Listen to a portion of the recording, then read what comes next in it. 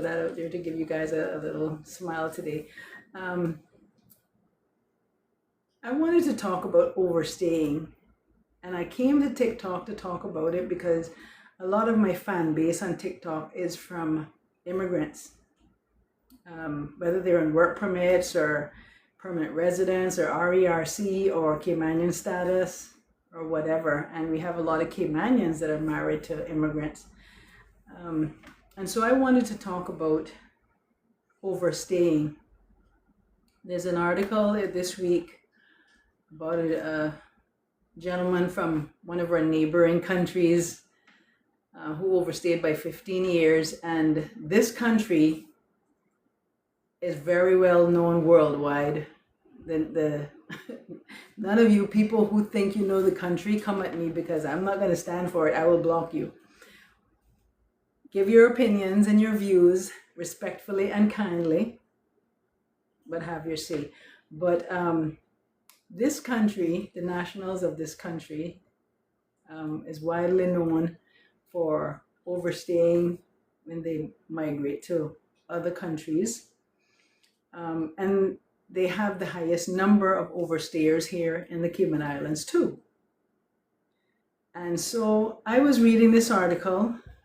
Over the years, I worked in immigration for almost 4 years, many years ago in the 90s.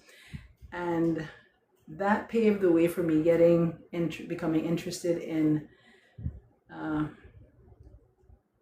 the law, right? A few years fast forward, I landed my position at the law courts and the criminal registry. I absolutely loved that job. I just absolutely loved that job. And that was the area where I became more attracted to the law. And I saw where the law could make or break people's lives. And especially when it came to criminal offenses involving these natures of overstaying, all types of criminal offenses. It can make and break people's lives. The law on a whole can make and break people's lives. Sometimes you're guilty, sometimes you're not, sometimes you're found guilty, and sometimes you're proven guilty by evidence, or sometimes they make up evidence, what's called circumstantial evidence. But nevertheless, the law is very, very intriguing. It is very interesting. It is a part of our lives every single day in so many ways that you may not even realize how much the law plays in your life every single day. Even when you have issues of all types, that is the law playing a part there. And that is why, for the most part in life, to resolve issues of life, it either has to go to criminal court or it has to go to civil court, where you can sue someone or someone can sue you, right? So I am not a lawyer yet. I'm not giving anyone legal advice. I just have a lot of knowledge and I'm almost there. I've done some other degrees that I have accomplished studying laws. I've been in the legal field. I've worked in law firms. As I said, I worked in immigration and the law courts. So it's about 27 years now that I have been in this arena here in the Cayman Islands and in America. My areas of favoritism is family law and human rights law. Those are my heartfelt areas, and those two areas encompass a broad spectrum of other criminal and civil law areas. So I say all that to get back to say, someone who's overstaying commits an offense. You cannot believe that you come to another man's country and you stay here for any length of time outside the time that the authorities of the country or the islands have given you, and you are okay. How someone does that in the Cayman Islands, is baffling, but it's not the first time we found someone who's overstayed and overstayed to such a length of time. But you must realize that when you're in another man's country and you're overstaying, you're putting yourself at risk, not only to be caught for overstaying, but also if anything happens to you or you do anything wrong, you can be criminally liable or you can be civilly liable. People can sue you.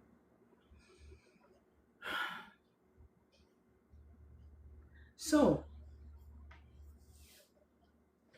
if you are here overstaying, I'm going to ask the government, just a regular person in the public asking the government if they can do another amnesty.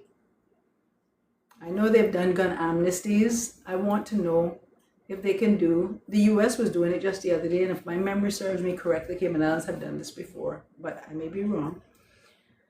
To ask the government, CBC, WRC, RCIPS, Minister Nicholas DaCosta for Home Affairs, Minister Miles for Immigration, Honorable Premier and Honorable Governor and Deputy Governor, you all, and Attorney General, you all play a part of this, and our Honorable Chief Justice. Everyone collectively works hand in hand with these matters to make these decisions of the country. They all have a little input there. I call upon you all to offer an amnesty here in the Cayman Islands very soon. Do it just before Christmas, because during Christmas people love to go home, and it will be a good opportunity to say, if you want to leave, leave. Don't make us catch you here by December 1st. Don't say 31st, December 1st. We're giving you an opportunity to leave between today and December 1st. Catch a flight, go back to where you came from, your original home abode, where you were living or residing or born, whatever, where your passport says you originated from. We're giving you an opportunity to go back there between today, whenever they want to implement it. I'm just saying today because I'm saying it today. We're going to give you an opportunity to get your things together and leave on your own free accord, right? Because let me tell you, they can go through the system and they can see who has not left this island, these islands. Now, probably manpower. I would just assume that it's probably manpower, because we know all the stuff that has been happening with immigration and CBC and over the years.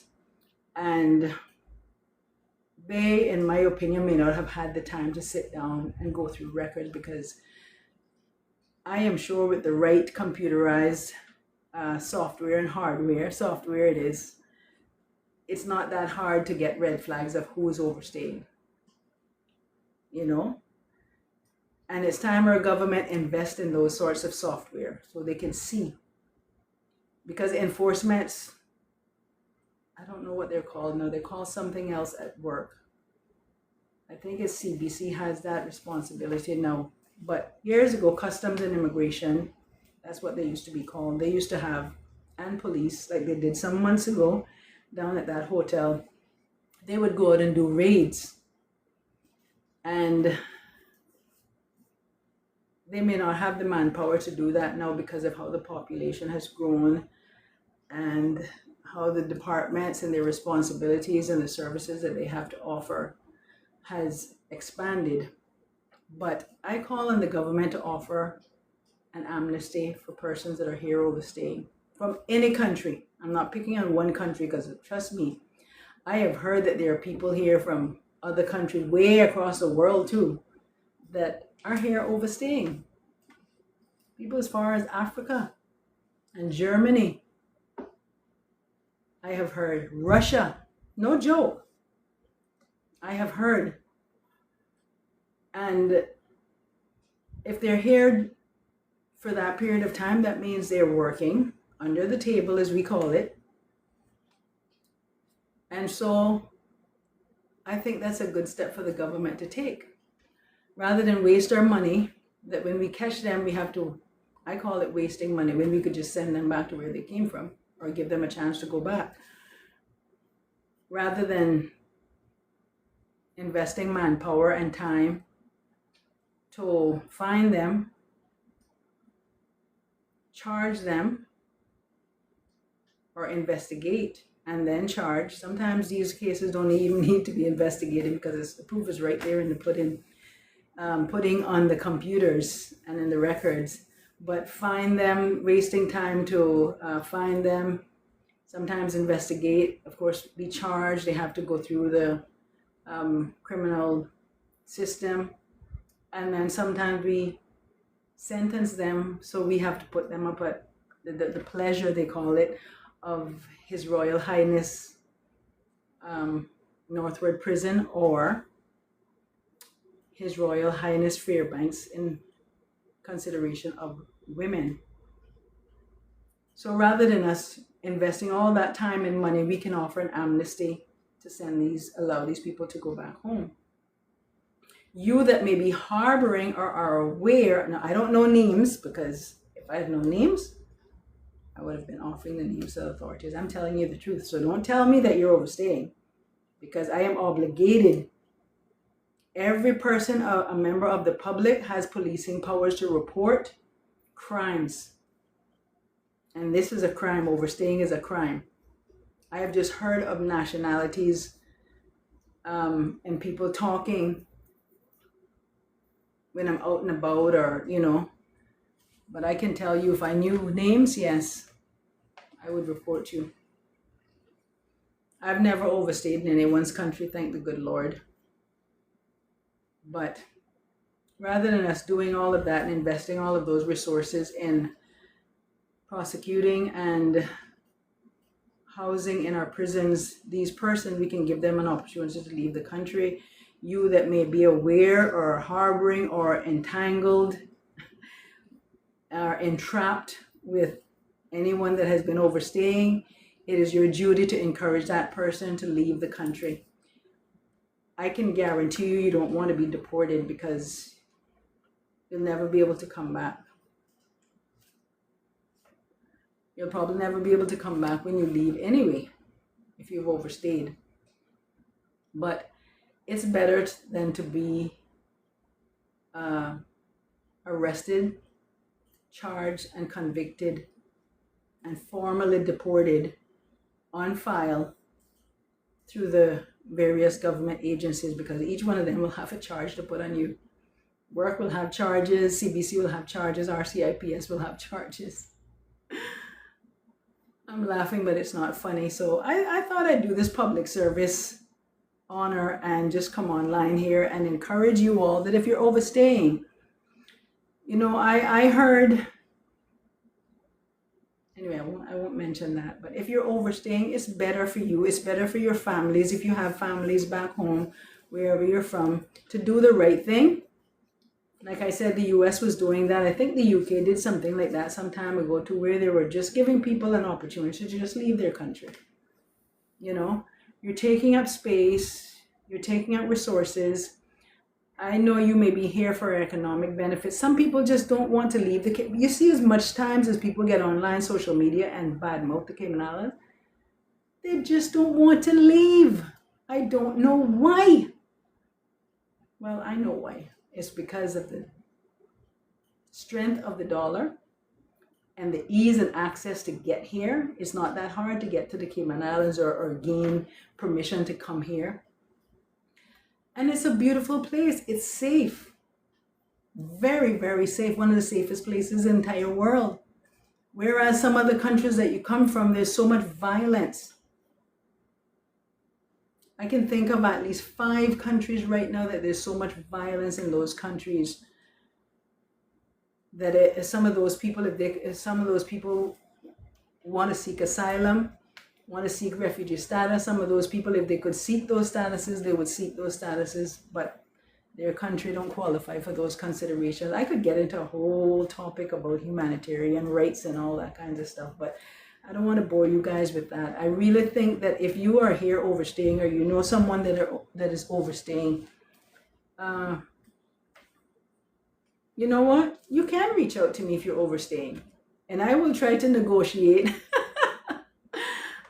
try to negotiate for you not to be charged until I will beg for you on my knees and ask the government, please let them just leave the country on their own free will and not charge them. They're willing to go until the government considers whether they want to do an amnesty.